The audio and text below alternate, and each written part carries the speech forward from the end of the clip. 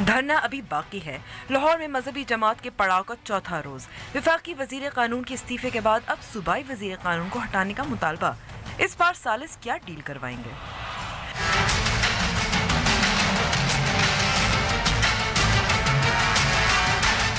Supreme court نے حدیبیہ paper reference سے متعلق تمام ریکارڈ طلب کر لیا۔ نیب کی کیس پر کمزور تیاری، اصل ریفرنس کی عدم موجودگی میں مقدمہ کیا سنیں گے؟ عدالت کا سوال۔ اور حلقہ بندیوں پر قانون سازی، سینٹ میں جان پھنسی۔ جب قانون سازی ہی وقت پر نہیں ہو پا رہی تو کیا الیکشن وقت پر ہوں گے؟ السلام علیکم and welcome to news wise, میں ہوں امبر شمسی۔ تحریک لبیک پاکستان نے دھرنا ختم کر دیا، فیض آباد کی صفائی شروع ہو گئی، جماعت کے کارکنان رہا ہو رہے ہیں، زاہد حامد مستعفی۔ لیکن پنجاب کے وزیر قانون رانا ثناءاللہ کے استعفے کا مطالبہ کرنے والے بریلوی مسلک سے تعلق رکھنے والے ایک اور گروہ جس کے رہنما ڈاکٹر اشرف جلالی ہے کا لاہور میں دھرنا جاری ہے۔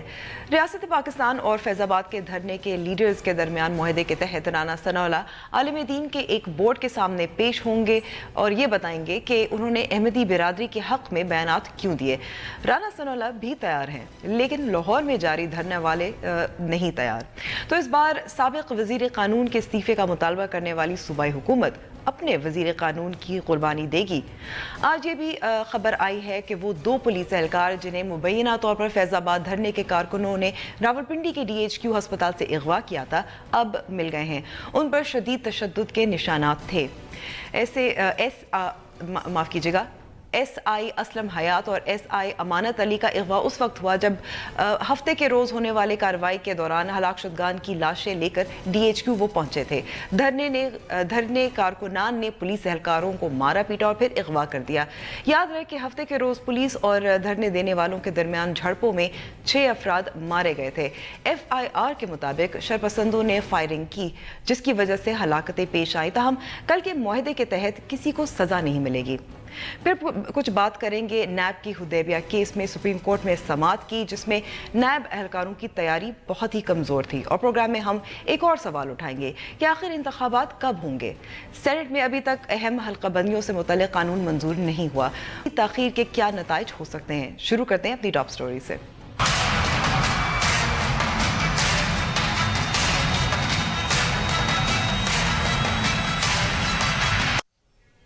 لاہور میں ایک اور دھرنا جاری ہے۔ اس پہ حکومت پنجاب کی کیا حکمت عملی ہوگی، اس پہ بات کرنے کے لیے ہمارے ساتھ موجود ہے ترجمان حکومت پنجاب ملک احمد خان صاحب۔ بہت بہت شکریہ ملک صاحب ہمیں وقت دینے کا۔ ملک صاحب، پہلے تو یہ کہ ڈاکٹر اشرف جلالی جو رہنما اس دھرنے کے جو رہنمائی کر رہے ہیں، ان کا مطالبہ ہے کہ وزیر قانون رانا ثناءاللہ مستعفی ہو جائیں، تو کیا مستعفی ہو جائیں گے زاہد حامد کی طرح؟ نہیں، دیکھیں دیر از اے اسٹرائکنگ ڈفرنس امبر دونوں کے معاملات کے اندر۔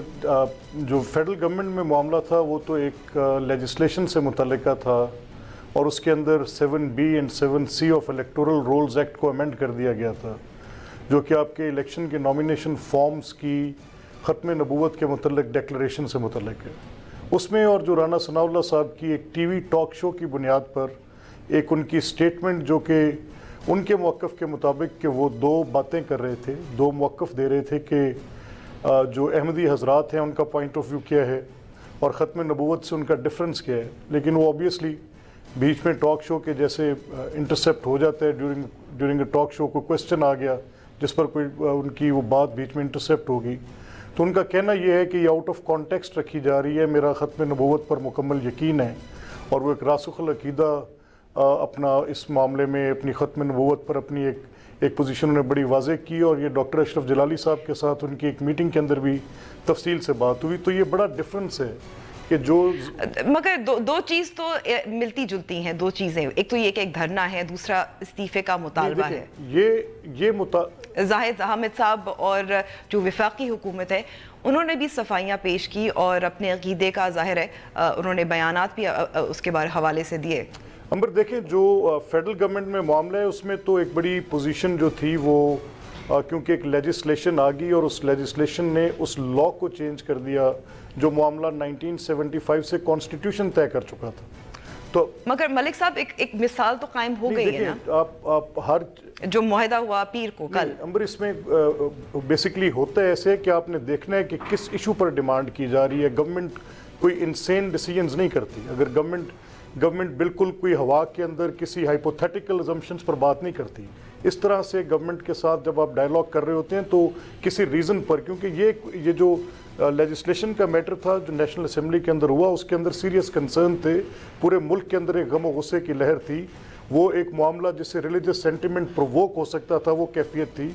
उसकी एक डिमॉन्स्ट्रेशन हमने धरने के ऊपर एक्शन के पोस्ट। लेकिन अगर राना सनाउल्लाह के अगर मलिक साहब, अगर राना सनाउल्लाह साहब के कुछ ऐसे बयानात हैं जिससे, जैसे आपने कहा, मजहबी जज्बात है उससे उकसाए गए हैं, तो फिर एक ही मामला होना। मैंने क्योंकि राना सनाउल्लाह साहब की वो पूरी स्टेटमेंट खुद सुनी है और मैंने उनकी ये जो इंगेजमेंट थी इन उलमाए कराम के साथ वो भी सुनी है, and I am privy to those meetings.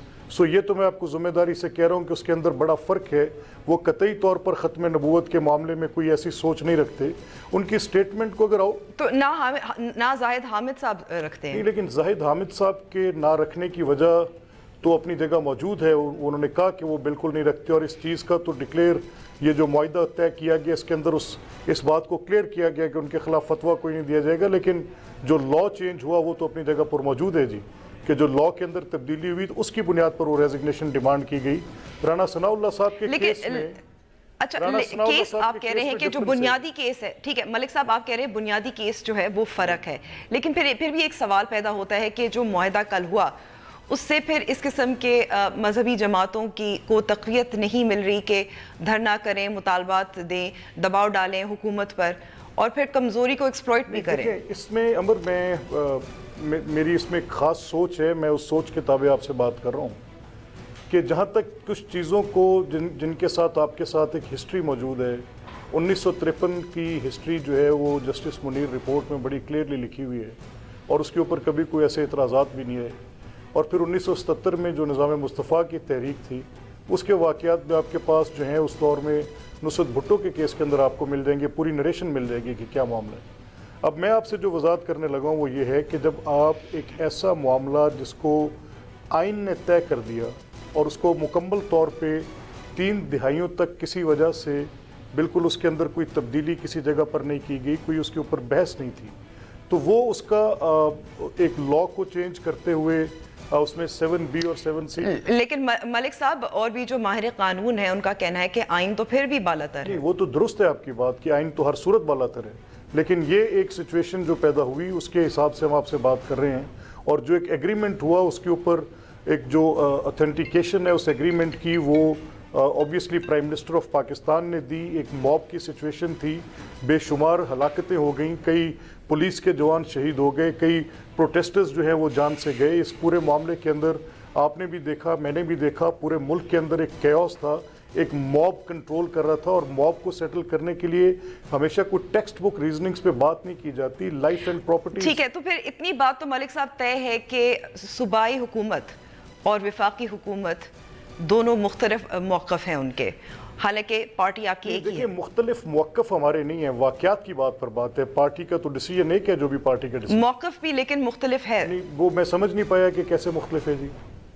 मुख्तलिफ इस तरह से है कि विफाकी हुकूमत का मौक़िफ़ रहा था कि एक पार्लियामेंट्री प्रोसेस से गुजरा था ये कानून, जिसमें तमाम पार्लिमानी जो सियासी जमातें हैं उन्होंने इस पर इत्तफाक किया था, मंजूर हुआ था नेशनल असेंबली में, सेनेट में भी। ये दुरुस्त है, तो ये सिर्फ जिम्मेदारी जाहिद हामिद साहब की नहीं ये दुरुस्त है। ये आपने जो नुक्ता उठाया ये बड़ी ज़रूरी बात है और इस पर वजाहत हो जानी चाहिए। ये दुरुस्त है, और ये दुरुस्त किस लिए मैंने कहा कि जब हाफिज़ हमदुल्ला साहब ने इसके अंदर अमेंडमेंट प्रपोज की सेनेट के अंदर, तो उसको अपोज किया गया बाय ऑल पॉलिटिकल पार्टीज़। तो जिन लोगों ने अपोज किया उनके ऊपर भी लाइबिलिटी फिक्स होनी चाहिए। इस हद तक वफाकी हुकूमत का मौक़िफ़ है। वो ये कह रहे हैं कि ये एक पार्लियामेंट्री कॉन्शियंस था जब ये बात सब, लेकिन कुर्बानी का बकरा जो है वो जाहिद हामिद साहब। देखिए, आप उसको जाहिद हामिद साहब के इस्तीफ़े को बुनियादी तौर पर ये एक जो पोजीशन आई वो आपके सामने है कि किन हालात के अंदर वो इस्तीफ़ा लिया गया। पूरे मुल्क को एक कैफियत के अंदर होस्टेज हुए थे हम लोग, और वो आपके सामने है। जाहिद हामिद साहब ने इस्तीफ़ा दिया जिसकी बुनियाद पर अगर मुल्क में पीस आ गया तो this is what it is. ये तो इफेक्ट है, इसमें मैं क्या और इससे ज़्यादा कह सकता हूँ आपको। تو یہ لانگ ٹرم پیس کی طرف کوئی ضمانت تو نہیں ہے نا؟ دیکھیے امبر، میں اس پر آج آبویسلی میری اپنی ایک پوزیشن ہے جس پر میں یہ کہنا چاہ رہا ہوں، اور یہ ایک ڈیفیکلٹ سچویشن ہے. یہ ایکسیڈنٹلی ارائز کی، یہ اس کی بات کی ہم وضاحت کر چکے ہیں. یہ قطعی طور پر کسی کا مطمع نظر نہیں تھا، کسی کی یہ سوچ نہیں تھی کہ یہ تبدیلی آ جائے، لیکن جب یہ آئی تو اس کے بعد پھر ایک سچویشن پیدا ہوئی. اس سچویشن کی کیجویلٹی میں زاہد حامد صاحب گئے، لیکن ان کے اور رانا ثناء اللہ صاحب کے کیس میں بڑا فرق ہے. یہ جو ریزگنیشن کی ڈیمانڈ کی جا رہی ہے، اگر تو یہ ٹاک آؤٹ ہو جاتی ہے اور اسی معاہدے کے اندر لکھا ہوا ہے کہ کوئی ایک بورڈ تشکیل دیا جائے گا اور اس بورڈ کے سامنے ڈاکٹر اشرف جلالی تو نہیں مان رہے اس کو. دیکھیں، negotiations is an art. Let's see اگر ہو جاتی ہے یہ بات طے، اور پھر یہ there has to be a method to everything. کوئی بات ہوگی، دیکھتے ہیں. بہت بہت شکریہ ہمیں وقت دینے کا احمد خان صاحب. اس کے بعد بریک، اور بریک کے بعد ہم بات کریں گے حدیبیہ پیپر ملز کیس کی.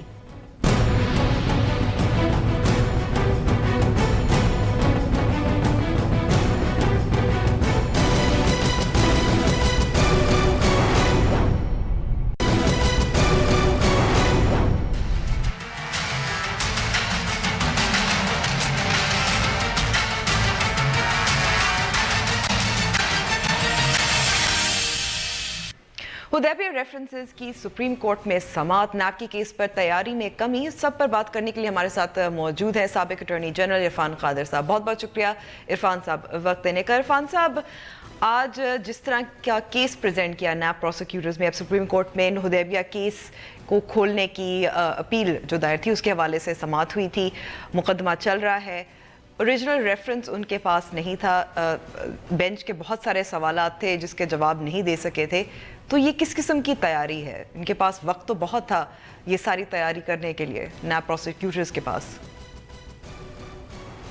جی، میں سمجھتا ہوں کہ اس میں پروسیکیوٹرز کا کوئی قصور نہیں ہے، کیونکہ سپریم کورٹ میں جو petition to leave to appeal file ہوتی ہے تو وہ پٹیشن اس پہ پیورلی لا پوائنٹس ڈسکس ہوتے ہیں، اور اس میں یہ سارے ریکارڈ وغیرہ کی ضرورت نہیں ہوتی. کیونکہ میں بھی ایک بہت طویل عرصے تک میں نے سپریم کورٹ کی پریکٹس کی ہے، اور چونکہ مختصر لا پوائنٹ ہوتا ہے لیو ٹو اپیل سٹیج میں، اور وہ اسی پہ بات ہوتی ہے. یہ اتنا ریکارڈ وغیرہ دیکھنے کی ضرورت نہیں پڑتی اس طرح کے میٹرز میں. لیکن اس جو معاملہ ہے سارا، اس کی ایک چیکرڈ ہسٹری ہے، اور اسی چیز کی وجہ سے میرا خیال ہے کہ سپریم کورٹ نے اس معاملے کو ایک قسم کا وہ آگے لے گئے ہیں. کیونکہ اگر آپ دیکھیں تو حدیبیہ پیپر کیس جو ہے وہ نیب نے ختم نہیں کیا تھا. ایک امپریشن یہ دیا جا رہا ہے کہ نیب نے کچھ کر دیا تھا اس میں. نیب نے تو بر وقت یہ ریفرنس جو ہے وہ ڈال دیا تھا عدالت میں، اور بڑی دیر یہ احتساب عدالت میں پینڈنگ رہا. اس کو چلانا، اس کو ریگولیٹ کرنا پروسیڈنگز کو، یہ نیب کا کام، یہ تو سب نیب کی ذمہ داری تھی، عدالت کا کام تھا. نہیں، بالکل بھی نہیں تھی. کوئی ذمہ داری ان کی نہیں تھی. یہ عدالت کی ذمہ داری تھی، اکاؤنٹیبلٹی کورٹ کی ذمہ داری تھی کہ ان پروسیڈنگز کو چلاتے، ان کو ریگولیٹ کرتے، اور اس پہ اس کی ہیئرنگز لگاتے. یہ نیب کا کام اس کو ایکٹیویٹ کرنا بھی نہیں تھا. یہ بالکل ایک غلط امپریشن قائم کیا جا رہا ہے جو کہ بالکل خلاف قانون ہے. اور پھر یہ معاملہ جب تاخیر کا شکار ہوتا رہا احتساب عدالتوں میں، تو پھر سڈنلی ہم دیکھتے ہیں کہ یہ معاملہ جو ہے ہائی کورٹ میں چیلنج ہو گیا، اور ایک نان ایشو جو ہے اس پہ ایک فیصلہ دے دیا گیا. کیونکہ جب ایک ریفرنس پینڈنگ ہوتا ہے تو وہ دو طریقے ہوتے ہیں اس کے ختم ہونے کے، یا وہ ایکویٹل میں اینڈ ہوتا ہے یا وہ کنوکشن میں اینڈ ہوتا ہے. تیسرا یہ نہیں ہوتا کہ وہ ہوا ہو جاتا ہے. تو جب یہ معاملہ سپریم کورٹ میں پاناما کیس میں ڈسکس ہونا شروع ہوا تو اس وقت سپریم کورٹ نے بڑی برہمی کا اظہار کیا کہ اس میں اپیل کیوں نہیں فائل کی گئی. اور آج میرا خیال ہے کہ انہوں نے بیچاروں نے کوشش کی، پروسیکیوٹر نے اس پہ بھی بات کرنے کی کہ اس کی بیک گراؤنڈ بتانے کی، لیکن وہ ججز نے ان کو بھی ڈانٹ دیا اور ان کو بات ہی نہیں کرنے دی بیچاروں کو، اور کہا اس کا کیا تعلق ہے پاناما کیس سے، اس کا کیا تعلق ہے پاناما کیس سے. تو میں حیران ہوں کہ موجودہ سپریم کورٹ کے ججز کو کچھ نہیں پتا کہ اس کا کتنا گہرا تعلق ہے پاناما کیس سے، اور پاناما کیس کی وجہ سے یہ زندہ ہوا ہے. تو یہ جو بڑے لیکن عرفان صاحب جی، پاناما کیس سے ظاہر ہے اس کا تعلق بہت گہرا تو ہے، یہ تو بات آپ نے درست کی، لیکن نیب ریفرنس اور یہ سارا معاملہ تو پرانا ہے، 17 سال پرانا ہے. وہ تو یہ مشیر عالم جو صاحب ہیں وہ تو یہ فرما رہے تھے، جو میں نے اخباروں سے پڑھا ہے، مجھے خود ڈیٹیل نہیں پتا، کہ یہ پاناما پہ مت بات کریں، پاناما پہ مت بات کریں. بھئی فیکٹس جو ہیں وہ پھر سارے ان کو پلیڈ کرنے دیں نا. بیچارے پروسیکیوٹرز جو ہیں وہ کیا یہاں پہ وہ پرفارم کریں گے اگر ان کو ریلیونٹ باتیں بھی اگر نہ کرنے دی جائیں. اچھا، اگر ناظرین کی وضاحت کے لیے جو آپ نے بتایا کہ یہ لیو ٹو اپیل ہوتی ہے، اس میں صرف قانونی نکات پر دلائل پیش کیے جاتے ہیں، تو اس کی تھوڑی سی وضاحت کر سکتے ہیں؟ ہاں، اس میں مثلا یہ قانونی پوائنٹ اٹھایا جا سکتا تھا کہ یہ جو ریفرنسز ہیں، جیسے میں نے آپ سے کہا کہ کیا ایکویٹل اور کنوکشن کے علاوہ بھی کوئی تیسرا طریقہ ہے کسی کے پاس کہ وہ ان ریفرنسز کو ختم کر دے ہائی کورٹ، اور ہائی کورٹ کو کیا یہ جورسڈکشن ہے؟ تو اس طرح کے کویسچنز جو ہیں لیگل جارگن میں یہ آرگو کیے جاتے ہیں، اور اس میں یہ ریکارڈ وغیرہ منگانا اور یہ ریلیونٹ ریکارڈ اور وکیلوں کو ڈس لاج کرنا، تو مجھے تو یاد ہے جب ہم نے سپریم کورٹ کی پریکٹس شروع کی تھی تو اس طرح کی باتیں کم از کم سپریم کورٹ ہم سے نہیں کیا کرتی تھی، اور وہ بالکل ہم لا پہ رہتے تھے اور بڑا فوکسڈ ڈسکشن ہوتا تھا۔ اور آج یہ جو میں دیکھ رہا ہوں یہ ریکارڈ وغیرہ، تو فیکچول باتیں تو بعد میں ہوتی ہیں، پہلے تو لیگل ایشوز ڈیسائیڈ ہوتے ہیں، اور شروع میں تو صرف لیو ٹو اپیل گرانٹ ہوتی ہے، اور پہلی پیشی پہ یوزلی فیصلہ کر دیا جاتا ہے کہ آیا لیو گرانٹ ہوگی کہ نہیں ہوگی۔ اس کے بعد جب لیو ٹو اپیل گرانٹ ہو جاتی ہے تو پھر اپیل بن کے کیس دوبارہ لگتا ہے اور پھر وہ سنا جاتا ہے، اور وہ اس میں پھر پوری ڈیٹیل میں سنا جاتا ہے، اور یہ تمام چیزیں بھی اس میں دیکھی جاتی ہیں، لیکن فیکٹس جو ہیں وہ ان کیسز میں کم دیکھے جاتے ہیں اس طرح کی پروسیڈنگز میں، کیونکہ فیکٹس جو ہیں وہ تو اپیلوں میں دیکھے جاتے ہیں نا جی، تو سپریم کورٹ اپیلیٹ کورٹ نہیں ہے۔ جی ہاں۔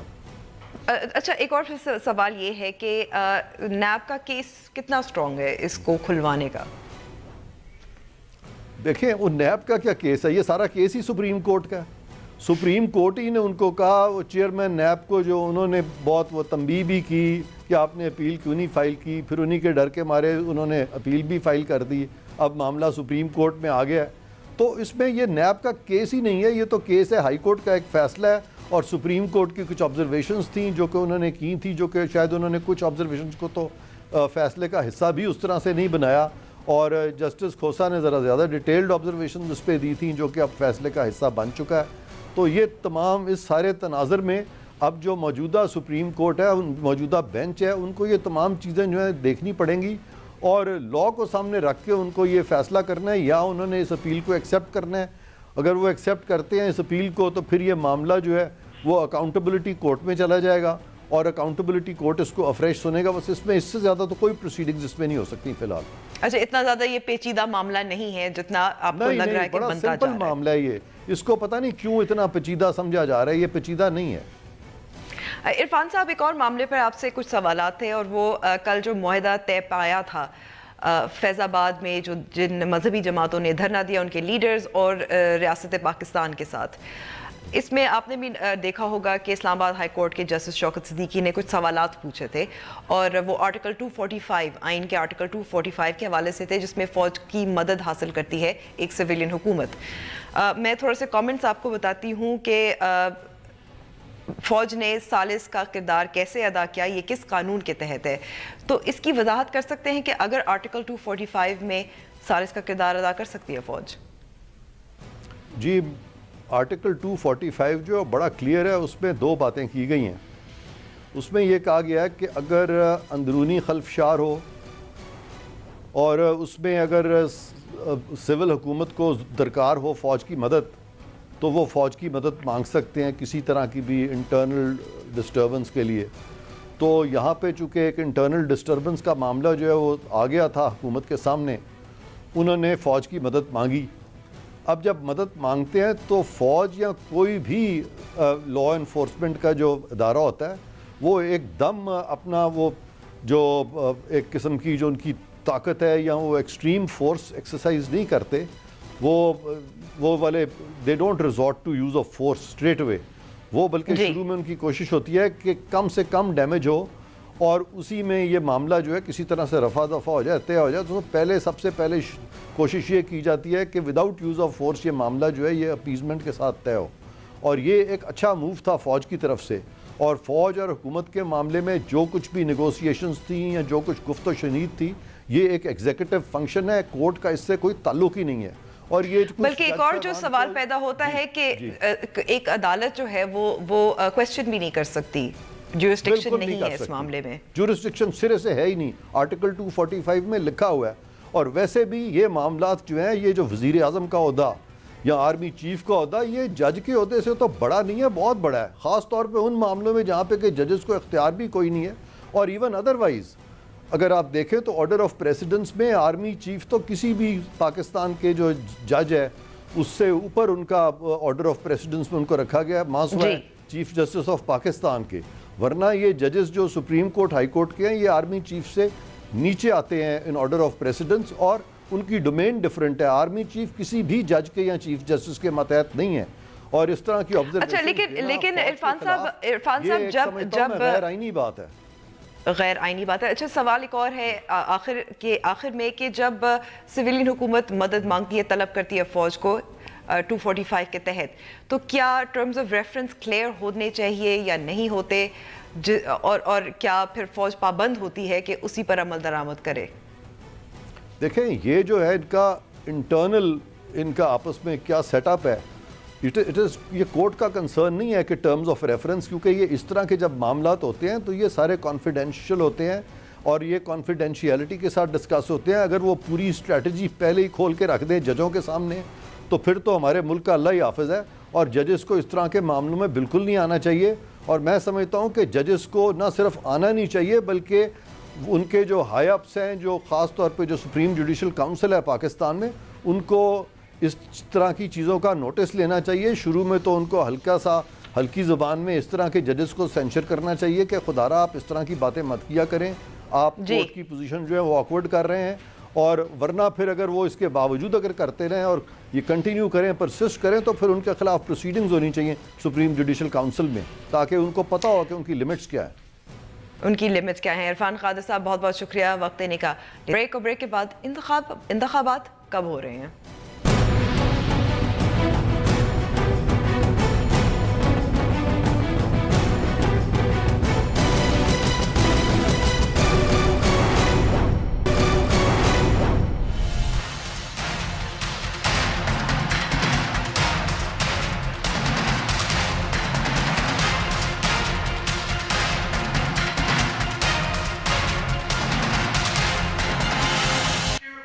نئی حلقہ بندیوں کا بل سینٹ میں اٹکا ہوا ہے. قانون سازی میں تاخیر سے کیا آئینی بحران پیدا ہو سکتا ہے؟ اس پر بات کرنے کے لیے ہمارے ساتھ موجود ہیں الیکشن کمیشن آف پاکستان کے ترجمان ہارون شنواری صاحب اور پیپلز پارٹی کے سینیٹر تاج حیدر صاحب. آپ دونوں کا بہت بہت شکریہ وقت دینے کا. تاج حیدر صاحب، پہلے تو میں آپ سے شروع کروں گی کہ اب اس صورتحال میں جب حلقہ بندیوں سے متعلق قانون سینٹ میں منظور نہیں ہو پا رہا، کوورم پورا نہیں ہو رہا، تو آپ کو کیا لگتا ہے کہ الیکشنز کب ہوں گے؟ جی تاج صاحب. جی ذرا دہرا سکیں اگر. جب یہ حلقہ بندیوں سے متعلق قانون سینٹ میں ابھی اٹکا ہوا ہے، تو پھر اس صورتحال میں آپ کو کیا لگتا ہے کہ الیکشنز کب ہوں گے؟ سوال یہی پیدا ہو رہا ہے. الیکشن میں دیر کی کیا ضرورت ہے؟ دیر کیسے ہوگی الیکشن میں؟ اچھا اگر یہ قانون منظور نہیں ہوتا ٹائم پہ بر وقت، کیونکہ ڈیڈ لائن تو گزر چکی ہے. نہیں، یہ اس کا مطلب یہ نہیں ہے کہ جو ایک چیٹنگ کی گئی ہے اس کو ویلیڈیٹ کر دیا جائے. ہم دونوں طرف سے کوشش کر رہے ہیں کہ جو یہ سروے ہو رہا ہے وہ ٹھیک طریقے سے ہو اور صحیح آبادی کا تعین کیا جائے. اور پھر میں نہیں سمجھتا کہ الیکشن کمیشن کو اتنا وقت چاہیے، کیونکہ الیکشن کمیشن آف پاکستان تو بار بار کہہ چکی ہے کہ ان کو 5 سے 6 ماہ درکار ہے ایک دفعہ یہ قانون منظور ہو جائے. نہیں کیوں درکار کیوں ہے؟ اگر صحیح تعین ہو جاتا ہے آبادی کا، اور اس کا بھی طریقہ کار ہم نے دیا ہے کہ ڈیفیکٹو بیسس پہ کریں، ایک کمیشن بنائیں جو کہ ڈیموگرافرز کا ہو. وہ چارٹرڈ اکاؤنٹنٹوں کی طرف جا رہے. چارٹرڈ اکاؤنٹنٹ کا کام نہیں ہے، ڈیموگرافرز کا، جو انٹرنیشنلی ریپیوٹیڈ ڈیموگرافرز ملک میں موجود ہیں.